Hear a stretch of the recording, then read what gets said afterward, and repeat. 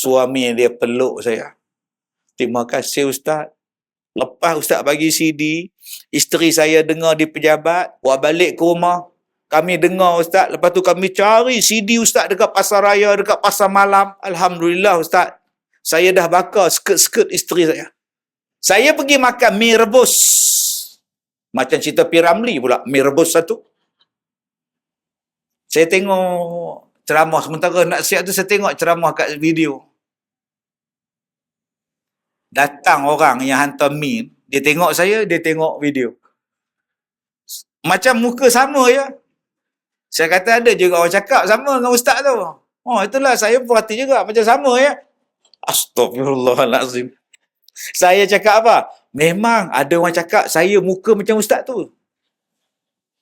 Oi, tuan-tuan. Sampai Singapura, sampai Brunei. Tuan-tuan tahu tak berapa royalty dia? Royalty saya dapat. Saya dapat royalty satu tajuk 200 keping. 200 keping CD. Ini royalty ustaz. Kalau jual 500, dapatlah 1000 kalau jual. Kalau tak jual, tak dapatlah. Jadi bukan dapat duit, dapat CD. Jadi macam mana saya nak dapat duit? Pergi ceramah. Habis ceramah, siapa nak beli CD saya ada. Saya tak mau jual macam tu, saya malu. Saya bukan meniaga, saya main ceramah. Itu ustaz ada je kopi ala Kazim ustaz tu. Tu bukan saya punya.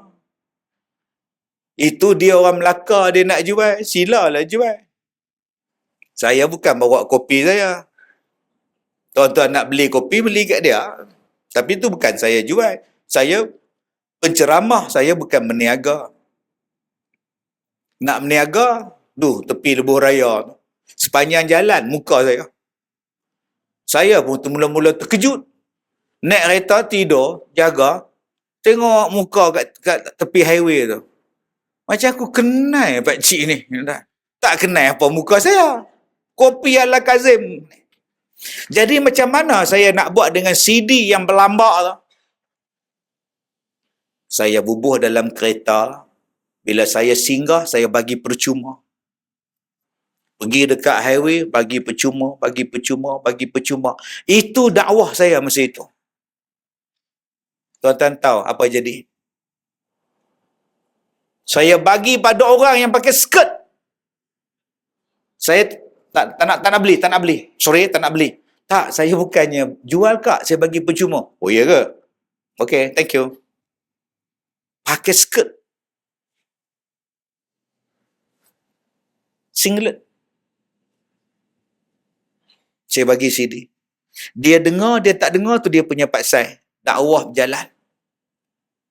2-3 bulan lepas tu tuan-tuan, datang satu perempuan dengan suami dia pakai purdah. Ustaz kenal tak saya? Tak kenal. Tambah nampak mata saja, lagi tak kenal. Ustaz ingat tak? Ustaz ada bagi CD waktu dekat RNR. Tak ingat. Takkan tak ingat Ustaz bagi? Tak ingat. Sebab apa tak ingat? Sebab saya bagi CD terlalu ramai. Mana saya nak ingat? Yang saya pakai skirt. Yang tu ingat. Bak skirt tu ingat saja. Suami dia peluk saya. Terima kasih Ustaz. Lepas Ustaz bagi CD, isteri saya dengar di pejabat. Nak dengar ke tak dengar? Dia nak buang Ustaz. Dia dengar dalam komputer dia. Masa tu komputer kan. Buat balik ke rumah.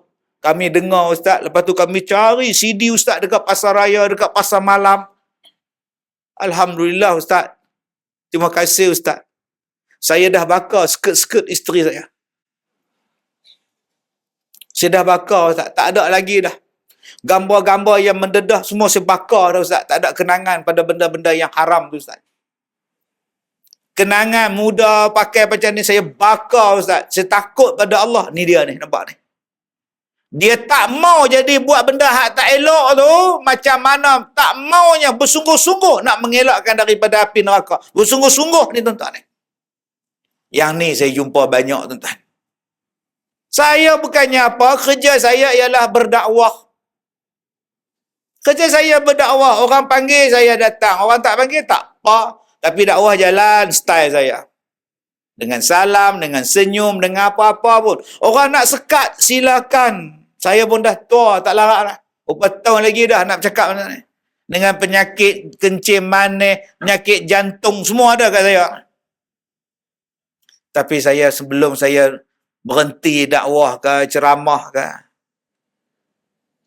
saya nak ajak tuan-tuan, jom teruskan berdakwah. Sebab kita tak tahu dengan siapa kita berdakwah. Tak boleh ceramah, ambil keset saya bagi. Bagi. Dia duk tengok saya tengok dia. Assalamualaikum kak. Masalah. Mat, pergi ambil keset Din. Din, pergi ambil keset CD.